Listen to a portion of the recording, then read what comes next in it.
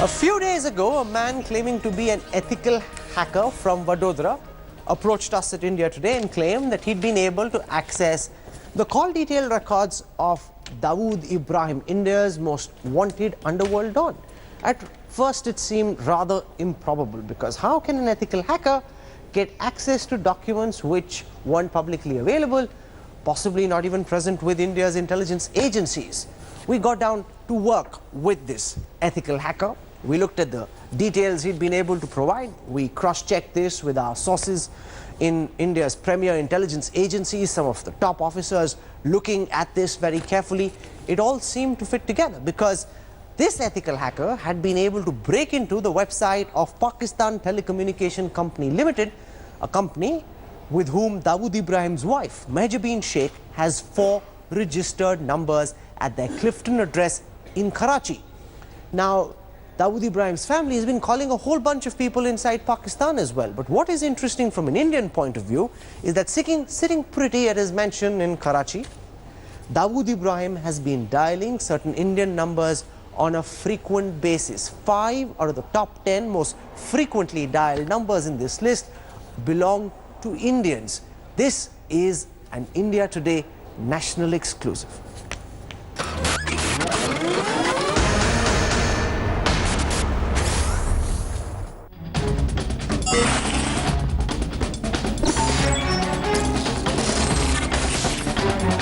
Sitting in his mansion in Karachi's posh Clifton area, India's most wanted terrorist, Dawood Ibrahim, has been dialing India. And on his caller list are Indian politicians. India Today has accessed call detail records for 4 landline numbers registered at Dawood Ibrahim's mansion at D13 Block 4, Karachi Development Area, Schedule 5, Clifton, Karachi. These call detail records are for a 7-month period starting the 5th of September 2015 to the 5th of April 2016. All 4 telephone numbers available with India Today are registered in the name of Dawood Ibrahim's wife, Mehjabeen Shaikh. These 4 numbers available first with India Today are 021-3587-XX19, 021-3587-XX39, 021-3587-XX99 and 021-3587-XX99. All 4 numbers belong to the Pakistan Telecommunication Company Ltd, one of Pakistan's leading telecom companies. PTCL was originally a state-owned corporation, but in 2006 the government of Pakistan partially divested its stake to the private sector. One of the most prominent names on Dawood's most dialed international numbers is a senior leader from one of India's main political parties. The name is raising eyebrows in India's intelligence apparatus. India Today independently approached the neta for a reaction. The leader asked for telephone bills which show that his number is being dialed from Dawood's residence. So far, this prominent leader has not gotten back with a formal reply. Among the 4 Dawood landline numbers, 021-3587-XX19 has been fairly active as well. In March 2016, a bill of 5,689 rupees was generated on this number. Out of the 10 most dialed international numbers, 5 were Indian. 4 were numbers located in the UAE, while one of the most dialed numbers in Dawood's list belonged to a top international bank in the United Kingdom. These call detail records have been analyzed by a Vadodara-based ethical hacker Manish Bangale and his partner Jayesh Shah. जैसे मुझे numbers और ये bill के बारे में information मिली और मैंने देखा तो मैंने यही एक बिल पाकिस्तान के खुद अपने ऑफिशियल जो पीटीसीएल की ऑफिशियल वेबसाइट है मैंने वहाँ से चेक करने का ट्राई किया. मेरे पास उसका अकाउंट नंबर्स हैं. मैंने बिल और अकाउंट नंबर दोनों डालते बिल जनरेट हो गए ऑनलाइन. तो इससे ऑथेंटिकेट हो गया कि ये जो बिल है वाकई में मेहजबीन शेख के नाम पर ही है. Dawood Ibrahim's telephone numbers are part of the dossier that the Indian National Security Advisor Ajit Doval presented to his Pakistani counterpart. However, the actual call detail records of the telephone numbers have never been seen in the public domain before. For many years now, the Indian government has unsuccessfully been trying to bring Dawood Ibrahim back to this country. But a big question that arises after India Today's investigation is, why have India's intelligence agencies so far not been probing those people with whom the Dawood family is in touch. Why is it that certain people are getting calls very frequently from Dawood Ibrahim's Karachi landlines? What do these people talk about? Being in touch with an underworld don by itself is a criminal offense. Isn't that something that India's security forces should be prosecuting? With Sanjay Barakta, this is Rahul Kamal in New Delhi, reporting for India Today.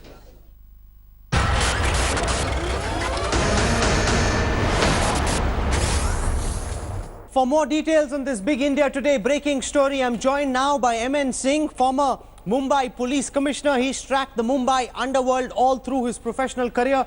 With us also is Jaidev Ranade, former Senior Officer of the Research and Analysis Wing, one of India's foremost counter-terror officials. Welcome, gentlemen. And I just want to show you once again what we've been able to access through an ethical hacker. This is the Pakistan Telecommunication Company Ltd invoice for Dawood Ibrahim's number. Remember, it's registered here in the name of Mehjabeen Shaikh, D13, Block 4, Clifton, Karachi. It's a bill for 5,689 rupees. And what's very interesting, Mr. M.N. Singh, is that we've so far been able to go through the most dialed numbers for only one of the 4 telephone numbers for the past 7 months, which essentially means that this is a treasure trove. You know, not just that calls are being made within Pakistan, but Dawood's family is constantly dialing India. And what's most disconcerting for me as an editor is that these calls are also coming to Indian politicians and their numbers. What do you make of this expose, Mr. Singh?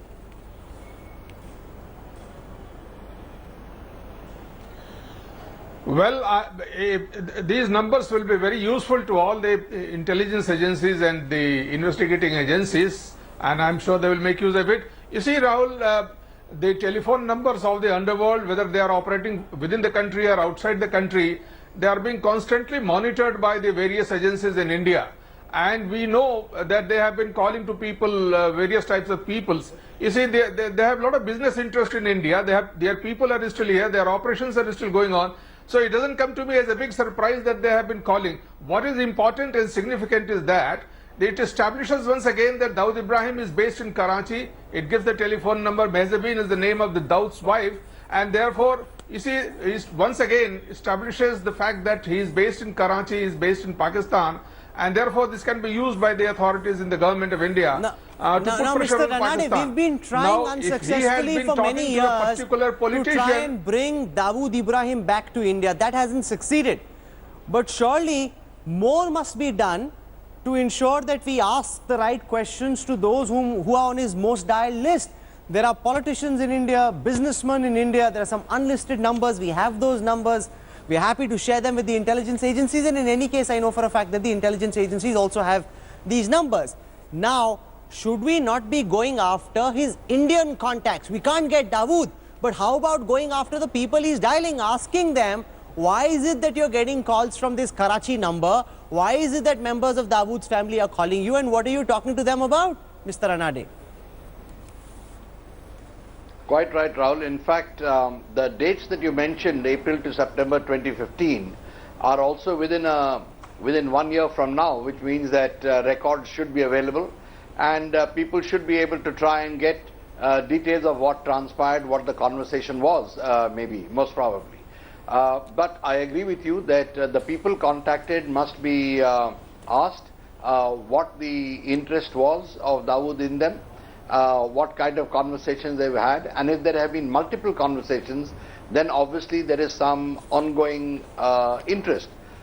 We all know that Dawood and his henchmen have been ringing up various people in India, officials and otherwise, to get things done, and favors have been exchanged. But here I must say one thing, that in addition to just questioning them, we should also try and mop up Dawood's commercial interests in India, particularly in Bombay and places around, so that he is starved of funding from here. That's a very good point, and I want to ask that same question to M.N. Singh, because, you know, we've been beating our chest, Mr. Singh. You know, we want Dawood, we want Dawood. We've been submitting dossier after dossier to Pakistan to no avail. But what is far more doable from India's perspectives is to chase down Dawood's business interests, his personal interests in India. We know now who the Dawood family is in touch with. All those people should immediately be taken in for question and be asked, Why is it that you're getting calls from these 4 numbers? What are you talking to them about? Why is this not being done? You know, we have this defeatist mentality that Pakistan is not giving us Dawood. The Pakistani Foreign Secretary is in India at this time. But why are we not doing what we can, Mr. Singh?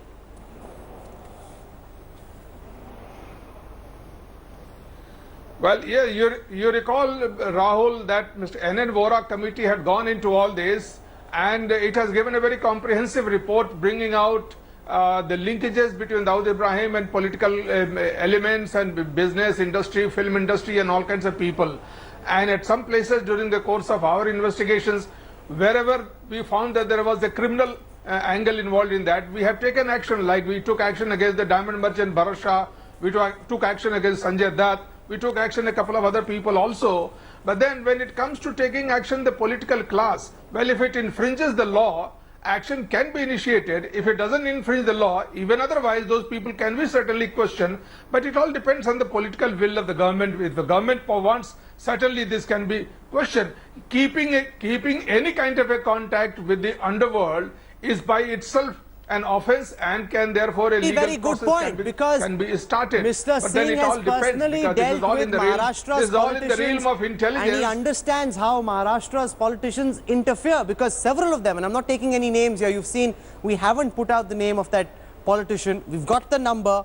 I have it right in front of me right here. He's a very senior Maharashtra politician. I'm not putting out the number because this is something that must emerge in a process of law. It's something that must emerge in an investigation. It can't be a media trial. You name him, put his name out, and then that's something that the cops must do through a thorough investigation, which is why we've consciously taken the decision not to put his name out until the time we're able to get an official reaction from this very senior politician in Maharashtra. But as Mr. M.N. Singh is saying, and I want to put that question to Jaydev Ranade, that each time an attempt is made to go after the politicians who are in touch with Dawood, who have business interests with Dawood, who have benefited from Dawood's network, there's always a throwback. They don't want you to do it. And you know, I must also tell our viewers that this is cutting across political lines. It's not as if all the politicians on this list are from the same party. They happen to represent the major Indian political parties cutting across the spectrum, and that, Mr. Jaydev Ranade, is a fact which cannot be disputed.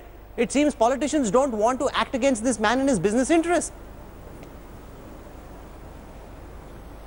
That is the impression certainly that one gets, and it appears that there is some linkage, which is why, of interest, which is why they're not acting.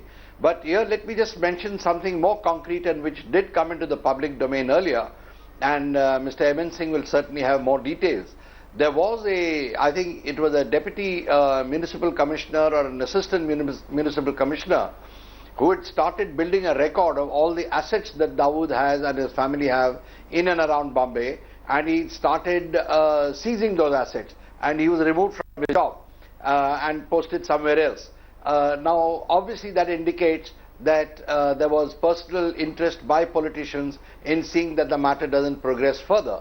So if that happens in a publicized case, then obviously there are many more instances that happen behind the curtain. This is indeed a big breaking story, and I'm very glad, gentlemen, to have had you very incisive. 5 Indian police personnel, including a police inspector, have been arrested from Nepal on Sunday. The police arrested them near Sanagon. The Indian police personnel claimed that they have